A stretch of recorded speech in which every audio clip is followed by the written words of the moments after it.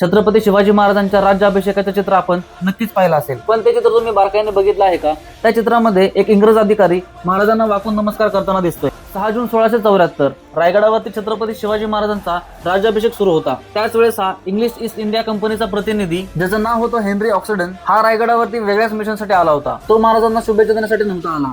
त्याचा उद्देश मराठा साम्राज्याकडून व्यापारांमध्ये सवलती मिळवणे हा होता. इतिहासातील नोंदीनुसार त्याने महाराजांसमोर 5 मागण्या ठेवल्या. त्यातील पहिली मागणी म्हणजे इंग्रजांना स्वराज्यामध्ये मुक्तपणे व्यापार करण्याची परवानगी मिळावी. दुसरी मागणी म्हणजे इंग्रजी मालावर कर किंवा जकात कमी करावा. तिसरी मागणी होती राजापूर, दाभोळ, चोल आणि कल्याण येथे फॅक्टरीज उभा करण्याची परवानगी मिळावी. चौथी मागणी होती जर इंग्रजांचे जहाज समुद्रामध्ये बुडाले तर स्वराज्याने त्यांचा माल परत करावा. 5वी आणि सगळ्यात धोकादायक मागणी होती ते म्हणजे इंग्रजांचे चलन स्वराज्यामध्ये लिगली पद्धतीने चालवलं जावं. महाराजांनी काही मागण्यांमध्ये सवलती दिल्या, पण इंग्रजांचे नाणी स्वराज्यामध्ये चालवण्यास स्पष्टपणे नकार दिला. तसेच जहाजबुडीमध्ये झालेल्या मालावरती सुद्धा इंग्रजांचा कायमस्वरूपी हक्क त्यांनी मान्य केला नाही. एका बाजूला राज्याभिषेकाचा हा भव्य सोहळा आणि दुसऱ्या बाजूला भविष्यामध्ये भारतात पाय रोवण्याचा प्रयत्न करणाऱ्या इंग्रजांना हा दिलेला राजकीय संदेश. व्यापार करा, पण स्वराज्याच्या सार्वभौमत्वावरती अधिकार गाजवू नका. महाराजांच्या याच निर्णयामुळे पुढील अनेक वर्ष स्वराज्याची आर्थिक आणि राजकीय स्वतंत्रता टिकून राहिली आणि याच गोष्टीवरून आपल्याला महाराजांची दूरदृष्टी दिसून येते.